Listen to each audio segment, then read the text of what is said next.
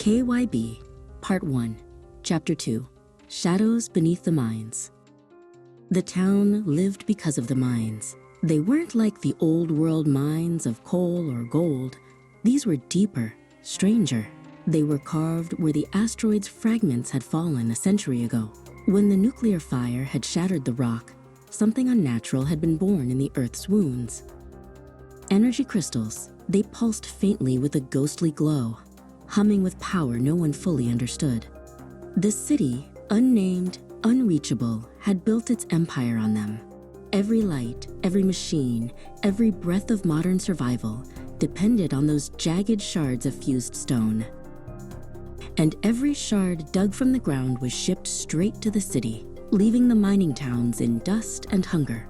The miners worked until their bodies broke. The guards who protected the crystal shipments were worse than wolves, paid in drugs, power, and fear. It was these wolves that had stolen Orrin and Lyra's only daughter. The old couple's hands trembled as they told the immortal their story. Orrin's face was hard from years in the mines, but his eyes were wet. Lyra's voice cracked as she whispered their daughter's name, Sarah, just 16, taken by guards who were supposed to protect, not prey. "We have nothing," Orrin said, pressing forward a sack of food. "But this will feed you for 2 weeks. Please, bring her back to us." The immortal, who now called himself Maha, studied the couple in silence. He had seen such pain countless times across centuries, innocence crushed beneath men with power. He did not need payment, yet he knew the gesture mattered. Slowly, he nodded. "I'll find her." Far away, in the cold north, another story unfolded. Inside a fortified compound overlooking endless fields of snow, a man stood in front of a map, etched with red markers. He was the grandson of General Varos, the legend of the last Great War. His grandfather's stories had shaped him, filled him with visions of a man who could not die. An immortal. As a child, he had listened wide-eyed as the old general described a warrior who once fought beside him, a man who killed 50 soldiers with his bare hands, a man who never seemed to fall.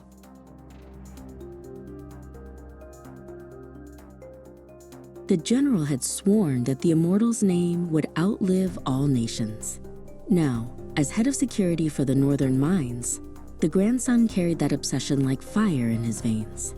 He would find this immortal, prove he existed, and claim the glory for himself. "Track him," he ordered his assistant, who stood waiting with reports of strange movements in mining towns. "Every rumor, every fight he leaves behind. I want his trail marked. The ghost will not stay hidden forever." And so the hunt began. Back in the dust-ridden town, Maha moved through shadows. Word spread quickly when he asked the right questions, and soon a group of goons found themselves cornered by him in an alley.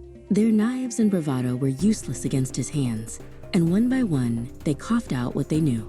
The girl hadn't been taken away for ransom or for labor. She had been dragged to a gathering, a summit as they called it, where leaders of gangs and petty lords met to bargain. It was happening just a few kilometers from the town. Maha followed the trail until he reached the empty grounds where the summit had begun. Fires burned in oil drums, casting long shadows across tents and broken vehicles. Men with weapons laughed too loudly, their greed painting the night in cruelty. He slipped into the outskirts like smoke, moving carefully. His plan was simple: find the one who had taken Sarah and take her back. Quiet, clean. But then he froze.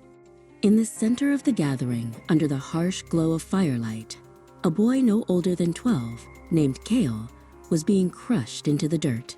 The leader of the summit, a brute twice Maha's size, pressed his boot down on Kale's face, grinding it mercilessly as the crowd roared.